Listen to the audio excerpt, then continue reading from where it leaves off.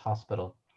Um, Phil is really a world leader in the assessment of myocardial performance in premature infants throughout the first year of age. He actually pioneered and led on the research in the assessment of the right ventricle from the early newborn period throughout the first year of age, and has really set the standard worldwide for the reference ranges of a variety of measurements that we can use to assess the right ventricle. He's also part of several research consortia that look at the long-term outcome of infants with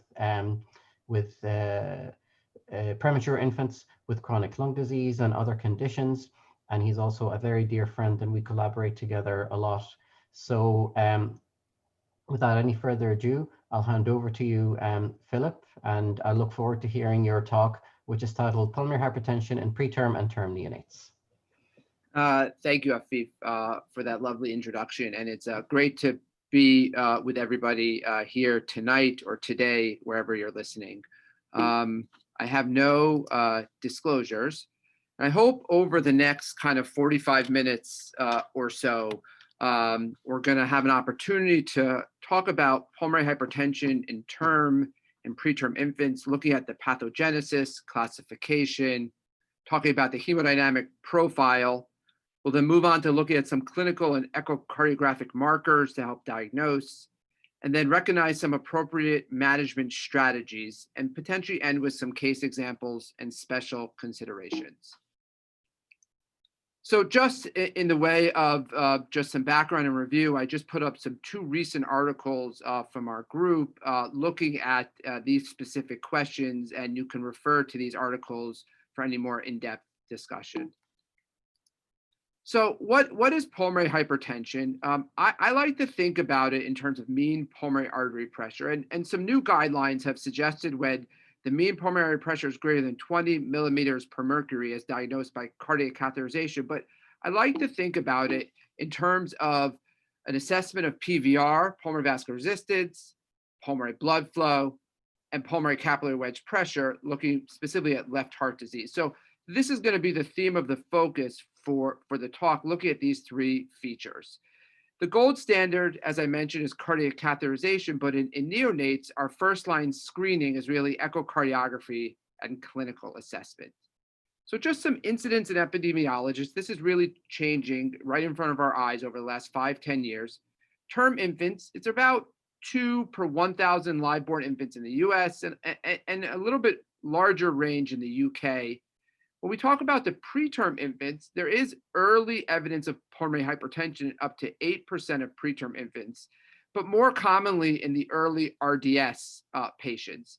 And then some newer information that has really kind of come out of the work that Dr. Al-Khafash has done with his cohorts in Ireland is even the incidence of pulmonary hypertension in neonates with Down syndrome was once thought to be as low as 5%, but is really now as high as 28 to 34%. And similarly, we and other groups have started to look at kind of the incidence of late pulmonary hypertension in preterm infants. And we've recognized that it can exist in up to about 40 to 60% in those preterm infants who have severe BPD. But you can see there's a range. Infants with moderate BPD have about 12%. And even infants with no evidence of lung disease could have somewhere between 2 and up to 6%, as high as 14% in some articles, of having late pulmonary hypertension. So the incidence is really evolving right in front of us. So the classification of neonatal pulmonary hypertension, I like to think about it in terms of term and preterm, and there's early and there's late. The traditional terminology has been persistent fetal circulation. That's an old term from the 1960s, but it's really now persistent pulmonary hypertension of the newborn. And when we look at the preterm population, there's early or acute and late, which is either chronic or persistent. And the terminology is acute pulmonary hypertension, and the late is defined as chronic or persistent pulmonary hypertension. This we usually see greater than 1 month of age. Now, just kind of taking a step backwards, it's important to understand the embryology and the origin. So most of us are familiar with airway development listed here on top, But it's fascinating that cardiac morphogenesis, specifically the right ventricle, actually evolves before the airway development in the embryonic stage. And the pulmonary vasculature arises from both a temporal and spatially controlled process that's linked both to the heart and the airway development. What's even more fascinating is that when we look at the development with the folding and the unfolding of the cardiac morphogenesis, we can see that the right ventricle and the pulmonary outflow tract, highlighted in blue, are linked to the same second heart field. So even though there's a clinical representation when we have the right ventricle and pulmonary vasculature, it's all linked back to development, embryology, and even genetics. Furthermore, when we're trying to piece it all together, we're trying to understand the relationship with the fetal circulation to the postnatal circulation. What I've shown here is just a diagram of the heart. We have oxygenated blood that leaves the placenta and has three pathways to get back to the placenta. It can go through the patent foramen ovale, pathway 1. It can go down the right atrium, the right ventricle, go through the pulmonary artery, and then through the ductus arteriosus, pathway 2. And then we know about 5 to 10% will actually make its way to the lungs, which has high pressure, and make it back to the left side of the heart. Now, when the babies are born and they take their first breath, you lose the placenta, you lose some of the ductal connections, both the PDA, the PFO, the ductus venosus. So I like just straight up pictures where you could have the right atrium, right ventricle, and left ventricle. This just reiterates the same last point that in the fetal circulation, you have high PVR, you have low SVR. And when the baby is born and takes its first breath, PVR dramatically drops, SVR dramatically increases, and that ductal right to left shunt that's supporting the fetal circulation goes initially bidirectional, then left to right, and eventually the PDA will close. So when we put this together, this is a nice picture from Satyan's group in Buffalo, who's now at UC Davis. You can clearly see you have a rise in PVR and a sudden drop highlighted in blue, and a rise in SVR and a continued rise in SVR after birth. So when we're talking about persistent pulmonary hypertension of the newborn, it's really talking about a situation where the PVR does not drop after birth. And what we've learned is that there are different mediators of pulmonary vascular tone. We can see in the fetal stage that there are vasoconstrictive mediators that keep the PVR high, things like CO2, things like reactive oxygen species, oxygen mediators, endothelium. And then after birth, there are vasodilatory mediators that open up the pulmonary vasculature and lead to a decrease in your pulmonary vascular resistance. Now, all of this is really best understood with the mediators of pulmonary vasculature. And this will come back when we talk about some of the treatment options. You can see that there are mediators in the pulmonary arterial endothelium, so in the airway, and in the vasculature, and then there are mediators in the airway, kind of smooth muscles. There are the nitric oxide CGMP mediators, highlighted by A. There's prostaglandin CAMP, prostacyclin mediators. There's rho kinase mediators, endothelium toxin 1 mediators. So all of this are all helping to make the transition from the pulmonary vasculature that's constricted to a pulmonary vasculature that's dilated. Now, kind of moving on, I want everybody to understand the different phenotypes of neonatal pulmonary hypertension. There's early or acute pulmonary hypertension or pulmonary vascular disease. It usually occurs from birth to the 1 week of age. It's a delayed adaptation of lung circulation. You can have severe hypoxic respiratory failure. There could be RV dysfunction, and there could be a relationship between under or maldeveloped or even maladapted. The second phase is with chronic or late pulmonary hypertension or pulmonary vascular disease. This occurs weeks to months. You have high levels of respiratory support, you have evolving RV dysfunction, and this could even persist beyond the ICU. And it's most commonly found in our preterm population. And then there's sustained pulmonary hypertension or pulmonary vascular disease. There's newer literature coming out of work from Oxford and Wisconsin, looking at older children who were born preterm who could have persistent elevation of pulmonary hypertension, changes in RV pressures, relationships to blood pressure, exercise intolerance. So when I break it down into kind of early, neonatal pulmonary hypertension, I think about it in terms of that relationship to the mean pulmonary artery pressure. What affects the pulmonary vascular resistance? What affects pulmonary blood flow? And what affects pulmonary capillary wedge pressure or left heart disease? So looking at it in relationships to a maldeveloped pulmonary vasculature, you could think that there is a primary and secondary causes. So for example, with primary, you might have pulmonary hypoplasia. You might have trisomy 21, our classic congenital diaphragmatic hernia. You can have secondary causes. Again, CDH fits in both of these causes. There could be a relationship to placental dysfunction. Now, the most common cause of early neonatal pulmonary hypertension is when you have a maladaptive pulmonary vasculature, most commonly seen with RDS, meconium aspiration, air leak syndromes, sepsis physiology, and perinatal asphyxia like hypoxic ischemia encephalopathy. And then don't forget about the pulmonary venous congestion. You can have evidence of increased pulmonary blood flow acutely with AVMs, left to right shunts, and you can have LV dysfunction that can present with acute pulmonary hypertension physiology. It's also important to understand the late causes of neonatal pulmonary hypertension. And again, put it in the context of pulmonary vascular resistance, pulmonary blood flow, and pulmonary capillary wedge pressure. So if you put it back in that scenario, you could have maladaptive pulmonary vasculature with increased PVR. Again, it can be genetically related. So this is in the late pulmonary hypertension phase. You could have a maladaptive phase. The most common is going to be what we see with prematurity, BPD, chronic lung disease. You have a maladaptive pulmonary vasculature with persistently rising pulmonary vascular resistance. And then finally, the other common is when you have too much pulmonary blood flow, like what we have in our PDA that Dr. El-Koufash spoke about last week. And then you can have increased pulmonary capillary wedge pressure. That could be seen in children who develop pulmonary vein stenosis or mitral insufficiency or left heart failure. Now, the risk factors can really be understood in terms of what happens in the maternal period, the fetal period, and the neonatal period. And I've divided it here between early and late pulmonary hypertension. And this comes from one of the recent works we published in Clinics of Perinatology.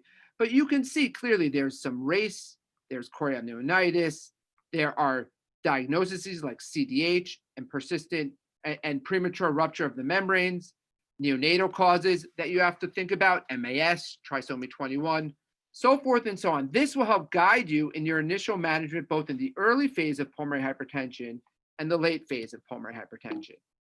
So when I think about the hemodynamic profile, I take it a step back. I want everybody to understand that the major components of the cardiovascular system are threefold. You have the heart that pumps, you have the vasculature or the transport network, and you have the blood or transport vehicle. Really, all of this is about the balance of oxygen consumption and oxygen delivery. And that really comes from work done by Dr. El-Koufash and Patrick McNamara, looking at what are the determinants of cellular homeostasis.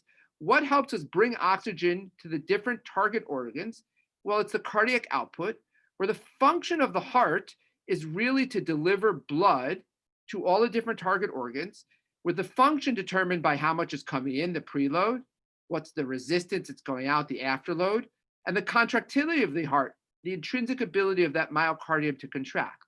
Now, when we look at it in terms of pulmonary hypertension, we're looking at the relationship between RV performance and the pulmonary vasculature as the target organ. So we want to understand what determines RV performance and how does it respond to changes in pulmonary vasculature or pulmonary artery pressure. So when we break it down, in pulmonary hypertension, for the most part, you have a rise in pulmonary vascular resistance, a rise in RV afterload, and initially the RV performance will meet that demands. It will access the functional reserve and hit some peak RV function. But ultimately, the right ventricle will not be able to meet the demand and ultimately fail. You don't die from increased pulmonary vascular resistance. What you die from is when the right ventricle fails. A nice picture by my colleague, Dr. El-Koufash, shows that there are different stages of this process. In stage 1, they are coupled together, the afterload of the function. In stage 2, with a rise in afterload, RV function meets that demand, but changes in RV hypertrophy. In stage 3, you get dilatation, But ultimately, as RV afterload goes up, RV function goes down, and the right ventricle uncouples from its afterload. Now, my colleagues, Dr. Amish Jain in Toronto, put a nice picture out to understand this relationship with persistent pulmonary hypertension in the early phase. You'll have a rise in RV afterload. Eventually, you'll get RV dysfunction, as I just explained. Less output going out to the lungs, decreased RV filling, decreased pulmonary blood flow. Then you're going to have hypoxemia, acidosis, and VQ mismatch. As a result, you have right to left shunting with increased RV afterload, so less blood's going to the lungs and more blood trying to go out to support the systemic circulation, less pulmonary blood flow. Ultimately, less blood goes into the lungs, less blood comes back to the left side of the heart, your LV preload goes down, that leads to LV dysfunction, and ultimately you get systemic hypoperfusion and shock.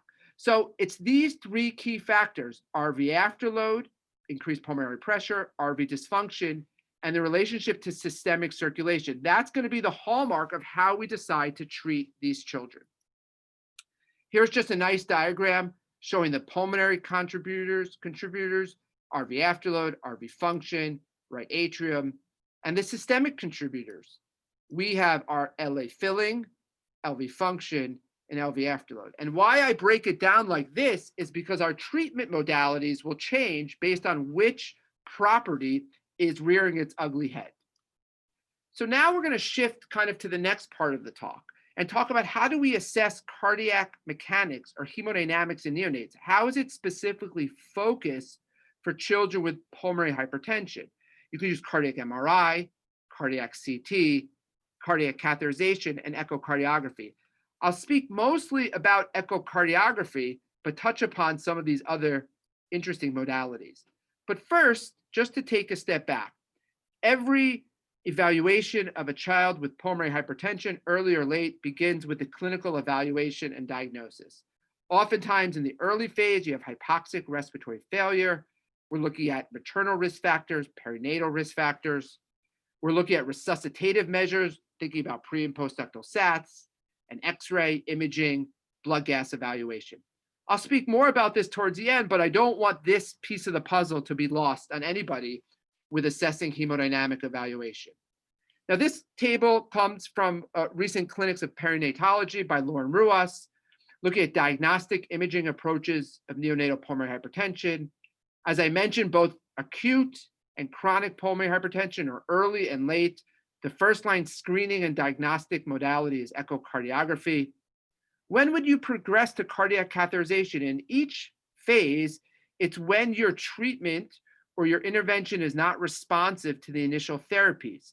With chronic pulmonary hypertension, for example, with BPD and prematurity, it might be used to confirm diagnosis, assess severity, look at contributing factors such as pulmonary vein stenosis. Some centers use it when they start to add multiple pulmonary vasodilatory medications. Cardiac MRI is emerging. Not every center can handle it. And cardiac CT falls in that same bucket. But both modalities in the future will provide very helpful assessment and diagnostic markers of pulmonary hypertension. So the old way, the conventional way, is really to look at qualitative assessments and quantitative estimates. We're looking at measures of RV morphology, so enlargement, hypertrophy, dilatation. The traditional measures look at septal wall flattening to give us a sense of RV pressure. People look at the degree of shunting, and then they look at the relationship from RV systolic pressures to LV systemic pressures. So this is a nice way to think about it, but I want to offer two other ways to help you assess pulmonary hypertension. The first comes from an article recently published looking at comprehensive echo assessment of pulmonary hypertension.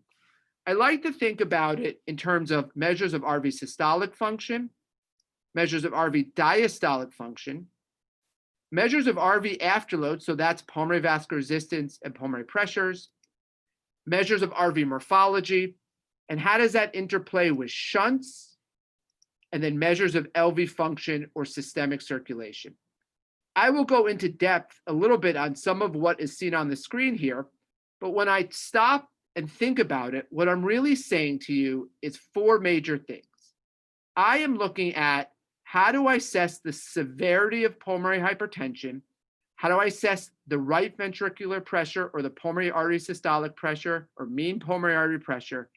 What is the degree of RV performance? What's happening with the shunts at the level of the PDA, the atrial level, and if there's a VSD?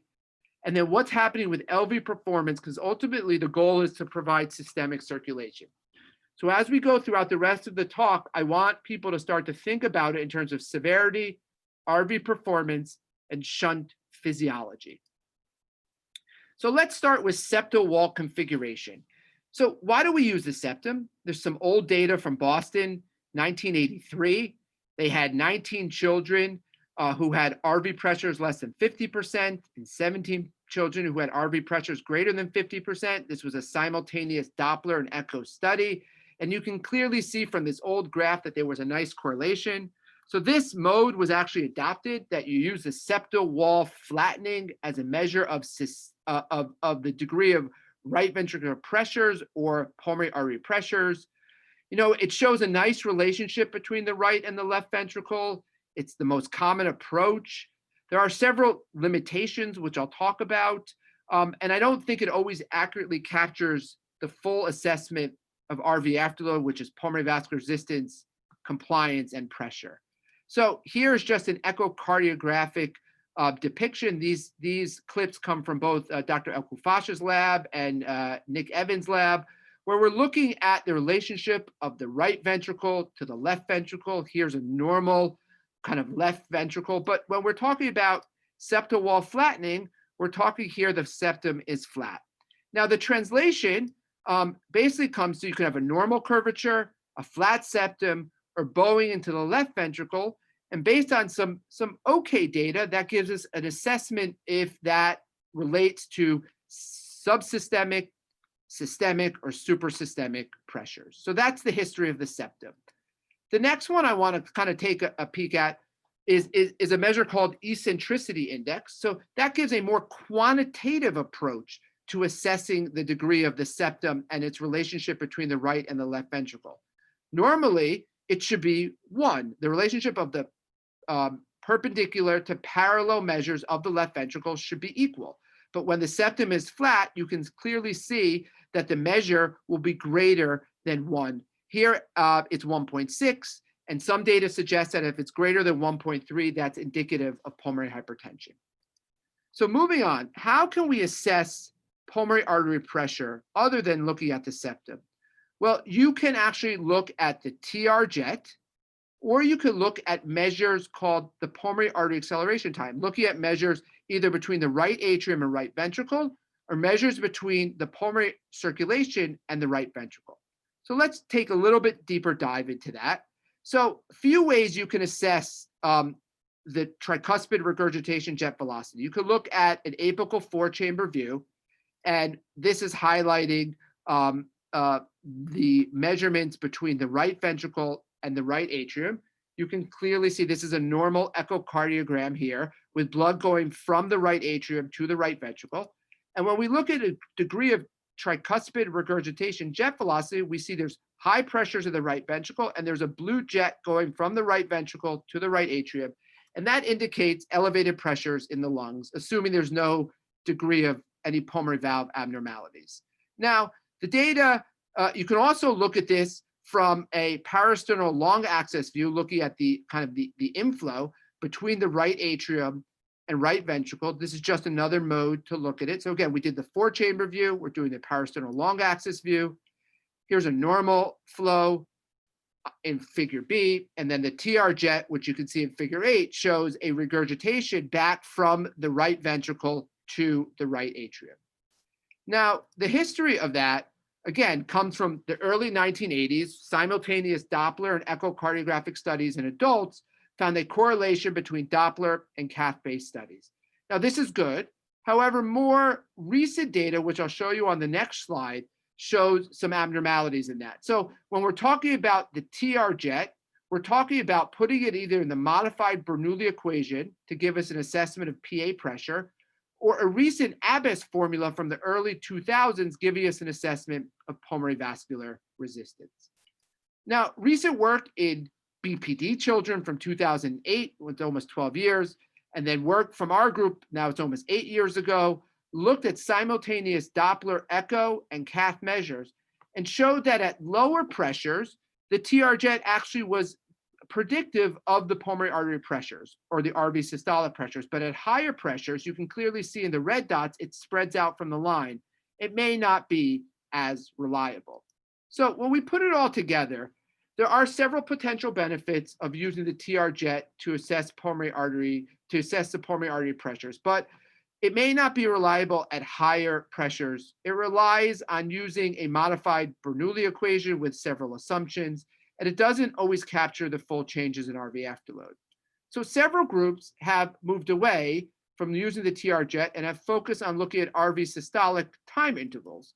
So that's looking at a measure between the right ventricle and the pulmonary arterial circulation. This comes from a parasternal long axis view, looking at the RV outflow tract.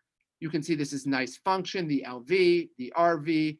And when you look at it in comparison to a dilated pulmonary artery, here's abnormal RV function, you can actually assess the Doppler flow through that RV outflow tract in figure B is normal, and figure A is abnormal.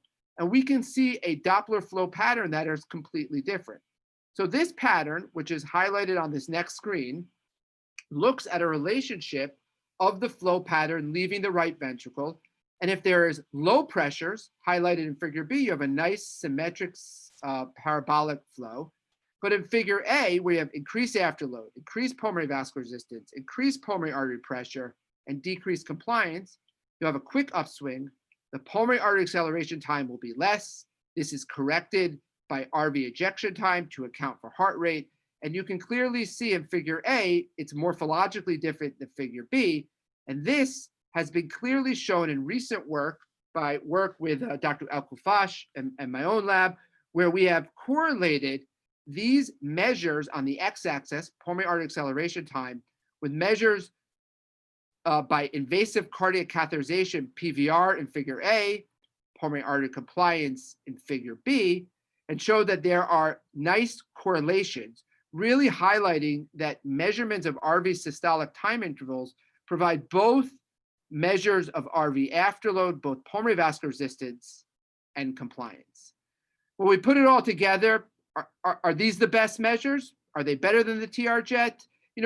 The data is still out there, but it provides another way for us to assess pulmonary artery systolic pressure. So I've showed you measures of septal configuration, looking at TR jet, and now RV systolic time intervals. Now, I want everybody to understand that it's not only about grading the severity of pulmonary hypertension, it's also about the relationship to the right ventricle. The right ventricle is a complex tripartite structure, has an inlet component, an apical trabecular component, and an outlet component. And when we think about RV morphology, we're understanding that when we're looking at an apical four-chamber view of the heart, we're looking at the relationship between the left side and the right side. And what we see here is a normal figure over here on the right, but on the left, you can see the right atrium and right ventricle are dilated, and you have a bowing septum. So you have changes in your morphology. Another way to look at morphology is look at the parasternal long axis view of the heart, where you can look at the relationship of that right ventricle directly to the left ventricle. Shown here in these figures, you have a normal right ventricle, a normal left atrium going into the left ventricle and the outflow tracts. But you can clearly see here in the figure on the left over here that the right ventricle is completely dilated and the function is decreased. So two different ways using echocardiography to assess the impact or the pressures in the pulmonary system and its impact on the right ventricle morphology. You can use areas or linear dimensions. Both have limitations, but both are pretty good at giving you an assessment of RV morphology in relationship to elevated pulmonary pressures. So this is a nice video that Dr. El-Koufash shared with me, really giving you a good way to assess ventricular function, both on the LV and the RV. What we can clearly see here, there are three unique ways. The first way is looking at a change in cavity dimension from its largest cavity dimension in diastole to its smallest in systole. And I'll give examples of that. That's ejection fraction or fractional area of change. The second approach is looking at a change in a single point from kind of a baseline during end diastole to a new position at end systole. So this is the tricuspid annular plane systolic excursion, or TAPSE, or tissue Doppler velocities, or tissue Doppler imaging. And the more novel, newer way is looking at a deformation or a change in the actual shape of the myocardium. And you'll see in this figure from a baseline shape in diastole to a new shape at systole. So again, here is kind of the summary: a change in cavity, a change in displacement or velocity of a single point, or deformation imaging of a segment. So you can clearly see the first way is with fractional area of change. This looks at a change between end diastole and end systole. And basically, some of these measures have had good correlation with MRI determined RV ejection fraction. We have normal, feasible, and reliable measures in term and preterm infants. There are some limitations, but this is just one way to assess RV function in neonates with pulmonary hypertension. Another more commonly used way, which has a little bit more data in terms of validation, is looking at the tricuspid annular plane systolic excursion, really looking at how the tricuspid valve has an excursion from end diastole to end systole, and measuring that change either in M mode on the bottom or apical four-chamber on the top provides a nice, feasible, and reliable measure of LV longitudinal function. There are some limitations, which I can go over more in depth later, but it is proven to be a pretty good measure of RV function. Another measure that people have looked at is tissue Doppler imaging. Again, this is looking at a change in point. You can do this at the right ventricle, the septum, or the left ventricle. There's differences between children and preterm. But what I like about it, it provides a measure both systole and diastole, both early and late. There are normal values that exist in premature infants as well as neonates, and there is ongoing work looking at this in pulmonary hypertension. And finally, a work that Dr. El-Kufash and others have really pioneered, looking at right ventricular strain. A lot of data emerging in children, in neonates, term and preterms. It's angle independent. It gives you a really nice assessment of RV function, both systole and diastole, and really nice data looking at its relationship to afterload, preload, and contractility. So when we put this all together, the final piece of the puzzle, I've showed you severity of pulmonary hypertension. I've shown you assessment of RV performance. Now I want to look at atrial level and shunts, as well as shunts at the PDA. It's important to know where the flow of blood is going. This comes from a subcostal view of the heart. We can look at the relationship between the right atrium and left atrium. And in a case where you have pulmonary hypertension, you might have right to left flow or bidirectional flow through kind of a bulging intraatrial septum compared to no flow through the intraatrial septum in figure B. And that gives you a really good sense of what's going on at the atrial level. Now, the other area to really focus on is what's going on with the PDA when it is there. So there are many different ways to look at the PDA. This is just a high parasternal view of the PDA.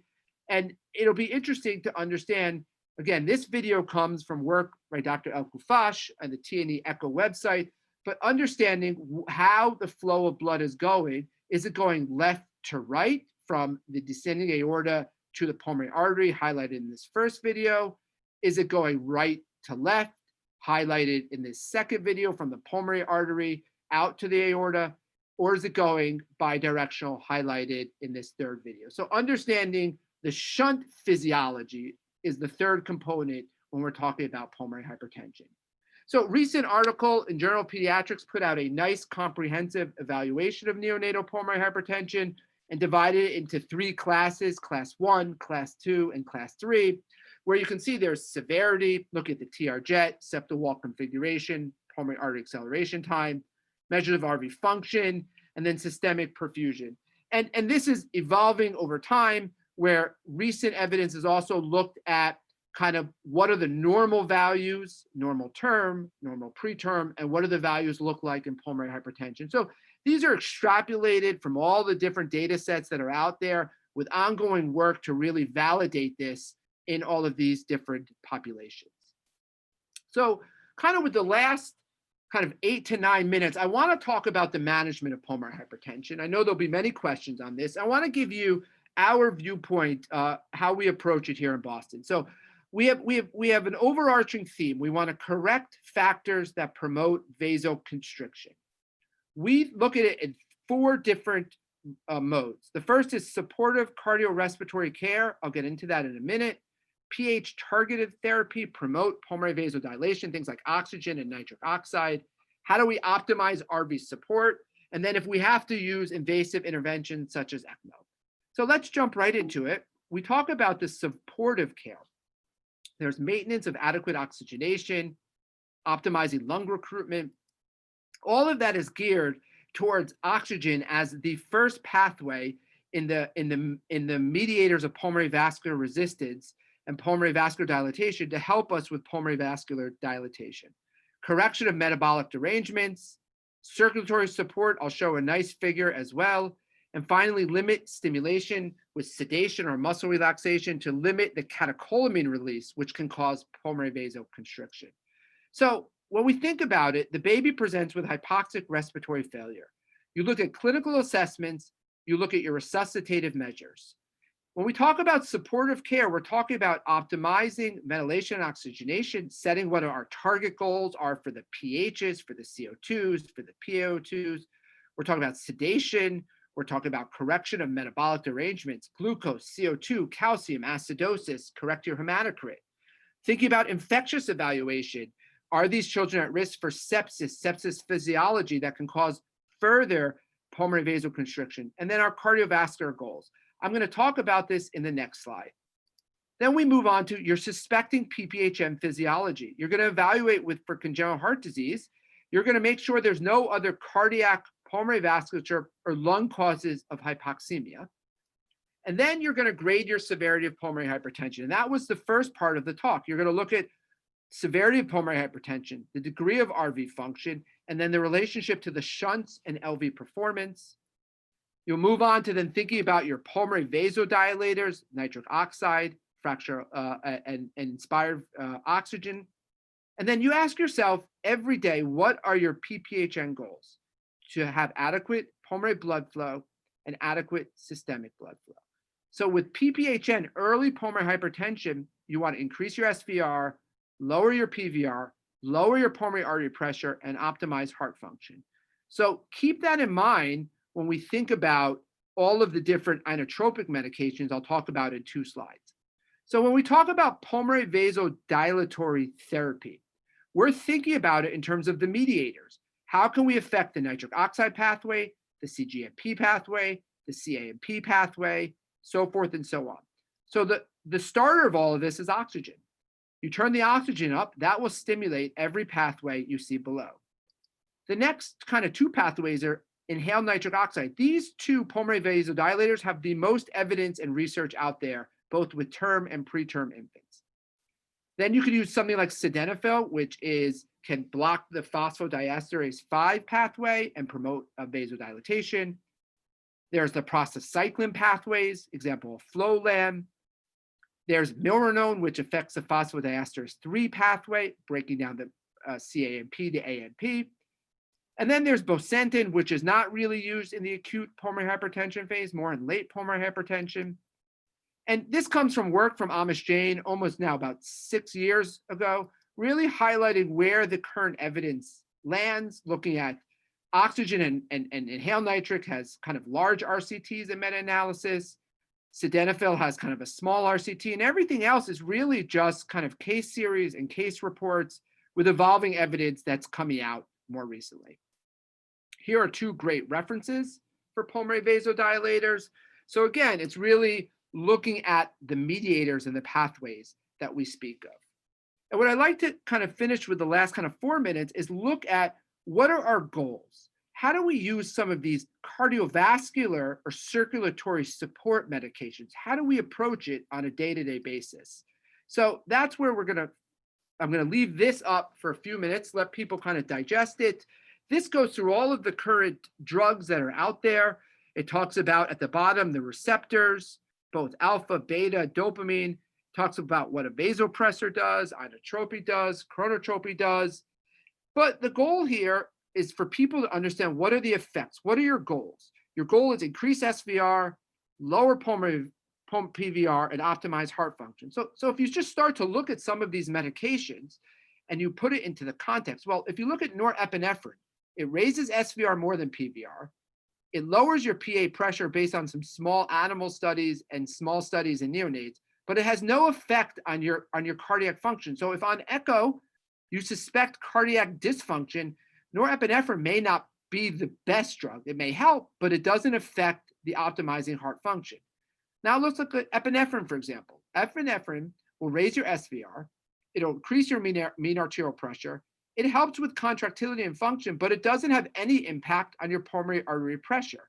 So if a baby has a heart rate greater than 170, for example, and has good function of the heart, then you may be inclined to use something like norepinephrine over epinephrine. Norepinephrine has been better shown in the pediatric literature for septic shock. So again, you're going back to what are your three questions that you're asking yourself? A medication like hydrocortisone, that's probably going to be a second or a third line medication. It increases SVR, increases your mean arterial pressure, has no effect on heart function, and has no effect on pulmonary artery pressures. And you can go use the same philosophy as you go down. Milrinone increases contractility, decreases PVR, but it has a negative effect on SVR. So you really have to ask yourself, when is the optimal time to use it?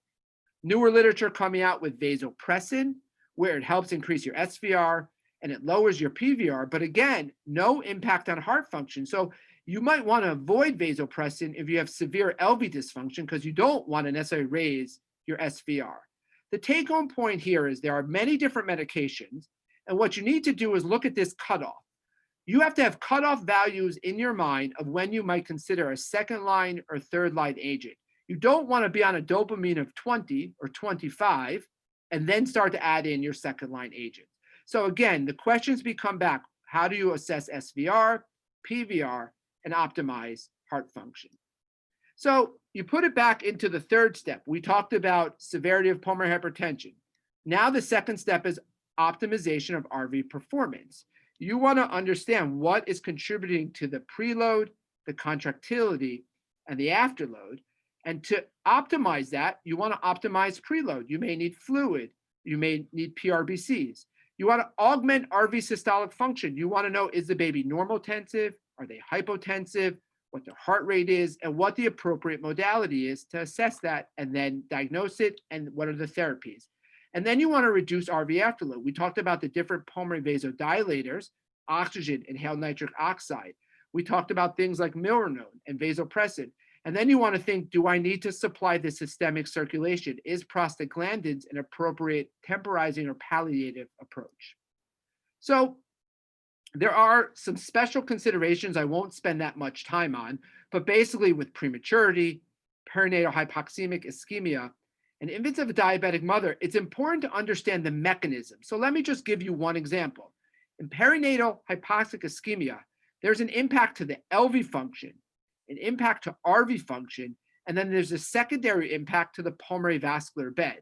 So how you manage that needs to be tailored around optimizing LV function, RV function, addressing the acidosis, the ischemia, the hypoxia, and then addressing how you manage the hypoxic pulmonary vascular bed. Other examples are sepsis physiology, twin-to-twin transfusion. Dr. El-Kufasha has done a lot of work on this, knowing that these kids are at risk for pulmonary hypertension. And then the Down syndrome population is also at risk for pulmonary hypertension, both in the early phase and the late phase. So here's just an example of how I work through it. So you have hypoxic respiratory failure and hypotension. You want to optimize ventilation, recruitment, supportive care. You're going to get an echo. Let's say you've assessed for pulmonary hypertension. If there's no pulmonary hypertension, what are the other causes? Cardiac, pulmonary vasculature, lung.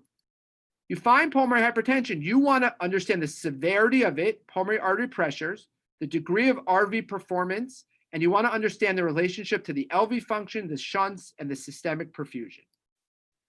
The goals, remember, are increase SVR, lower pulmonary vascular resistance, lower pulmonary artery pressure, and optimize heart function. You might start with oxygen and inhaled nitric. You might have a good response, a poor response. You might look at systemic blood pressure. If it's normal, you might consider something like a milrinone to decrease your PVR. If it's not normal, you might think about epinephrine to raise your SVR, support your RV function. And then there's always the consideration for systemic perfusion and prostaglandins. So if you use the tools that I've shown you, you'll be able to really approach it. So why is this important? Well, the impact of PPHN in term infants, there is not an insignificant amount of mortality. You are at an increased risk for all of these morbidities I've written on the screen, developmental delay, feeding problems. In the pulmonary hypertension population, recent work by Martina Storr out of UCSF showed you have increased mortality, increased readmissions, increased ED visits, and your post-ARDS mortality is really high in these children. There's even an impact on chronic pulmonary hypertension in the preterm population, changes in both long and short-term neurodevelopmental outcomes. I'll skip the next study. And finally, the thing that I just want to highlight to people is how do you screen for pulmonary hypertension? This is more focused on the late pulmonary hypertension. So we know that children who are born preterm, less than 32 weeks, have some degree or at risk for some degree of pulmonary hypertension.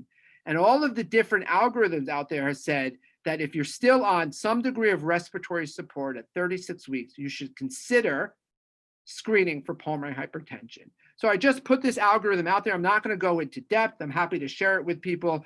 But the basic idea is identifying the risk factors, perinatal, postnatal, even the late risk factors, looking at pulmonary hypertension, trying to understand the relationship between the severity of the pulmonary hypertension, the RV function, and then the shunt physiology, understanding that echocardiography in your clinical exam is the first step into the paradigm. In other situations, you could use cardiac cath. In more advanced centers, you can use MRI, CT.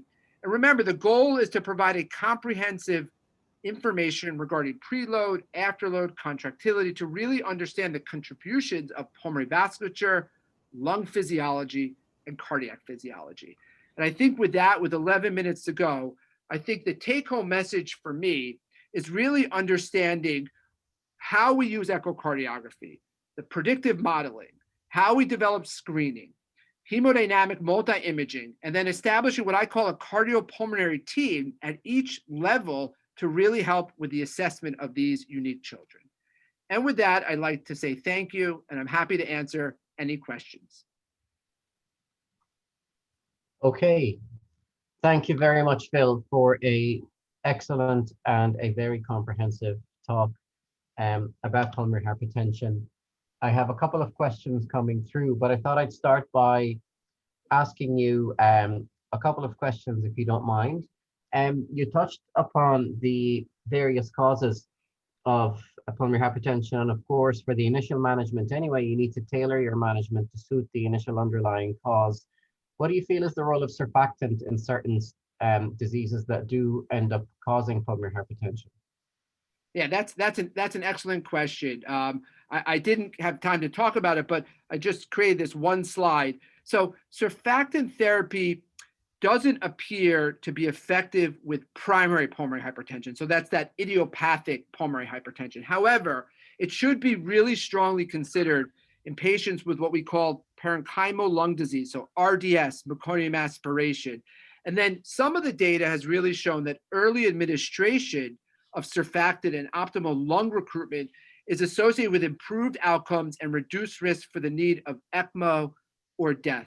I think more work needs to be done on the use of surfactant, but I think if you were to clinically suspect RDS, meconium aspiration, where surfactant could be helpful, then I think you should utilize it.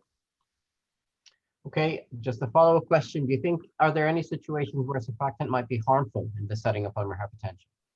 Yes, another great question. I think, and this goes back to the role of echocardiography and advanced hemodynamic assessment, there are times with congenital heart disease, for example, an Epstein's anomaly, where you don't want to decrease your pulmonary vascular resistance and necessarily create what we call the circle of doom. So I think in some of these congenital heart lesions, it might be an opportunity where surfactant is not indicated. And then again, the data doesn't really suggest that there's any benefit with primary pulmonary hypertension, so that black lung. Thank you.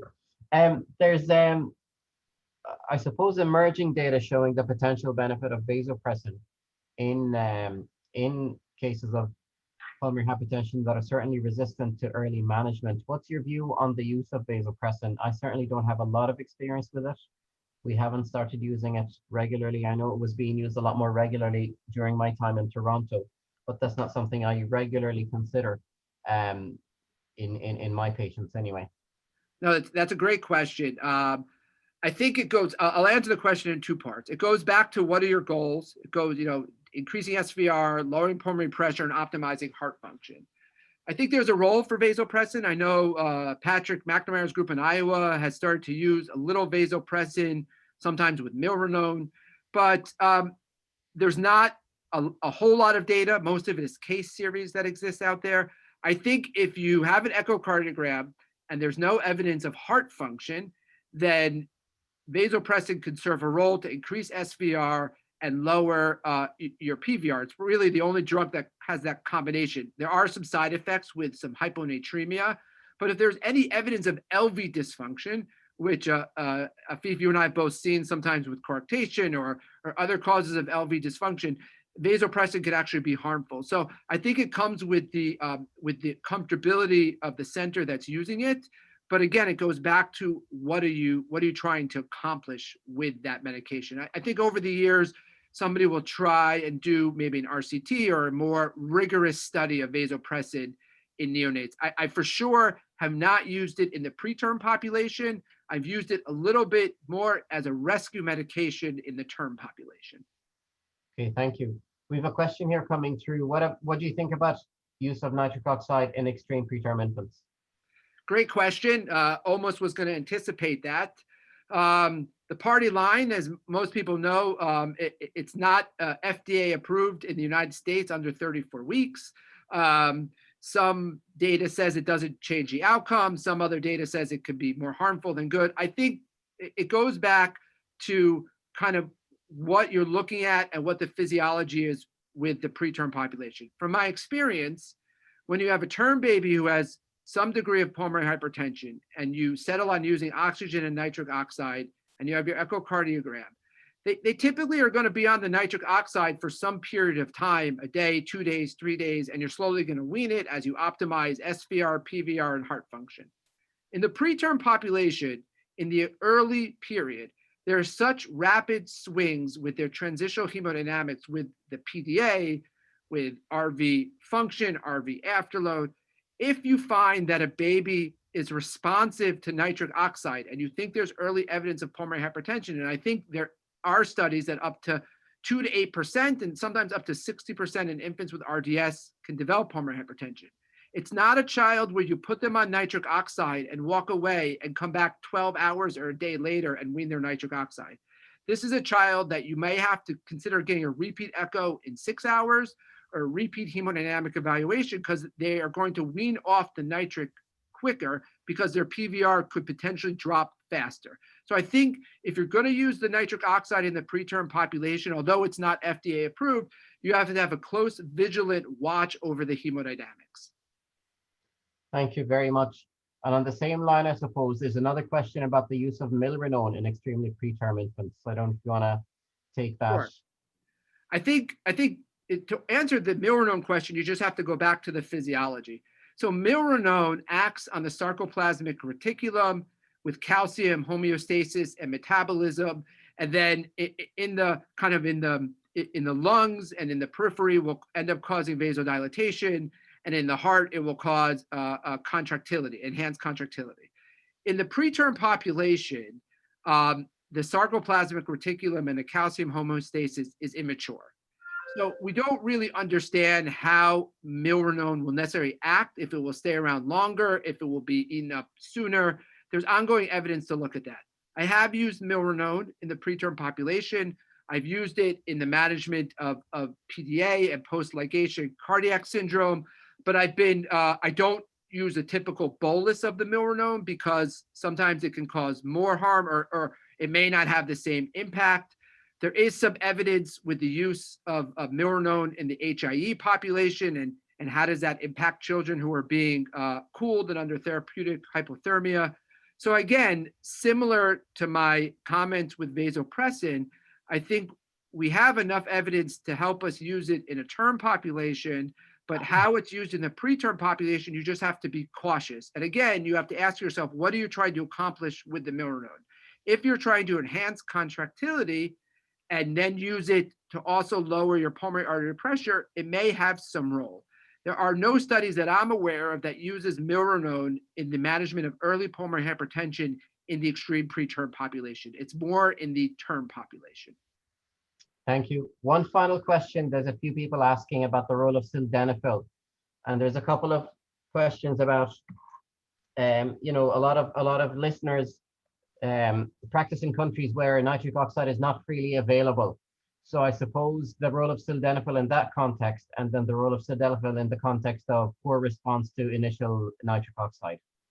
Yeah, both excellent questions. You know, the meta-analysis that's out there that talks about the 77 patients, and I think there are 5 or 6 studies, and 3 of the studies were done in countries where they did not have inhaled nitric oxide. There was a beneficial role of the use of sildenafil in the management of these children, both the term and the preterm infants. So I think there is a role. I think we need to study it more. I think in the role where either you're unresponsive to nitric oxide or you're trying to wean from nitric oxide, there is a few studies where sildenafil has been shown to be useful. One study where they utilize it in the cardiac intensive care units in the United States is that when you're trying to wean off nitric, some advocate for giving a one-time dose of sildenafil 30 minutes before they shut off the nitric to avoid kind of the rebound hypoxemia. I think truthfully, more data is really needed on the use of sildenafil. I think you have to be careful if you're going to use it IV versus enteral. A lot of centers that I know will start it at half the dose 3 times a day or half the dose once a day before titrating it up. I think you just have to understand what are the effects of the sildenafil in both the preterm and the term infants in causing a drop kind of in your oxygen and everything, and improvement of your oxygen. So I think there is a role going forward. I think the studies that are out there give us hope, especially in the countries that don't have access to inhaled nitric oxide. Okay, I think we'll finish up here. Phil, thank you very much for an excellent talk and for a thorough answering all the questions really, really well. On behalf of everybody here, I'd like to thank you for giving us the time to deliver this talk. So thank you very much. Thank you all. Good night. Good night. Good night, everybody.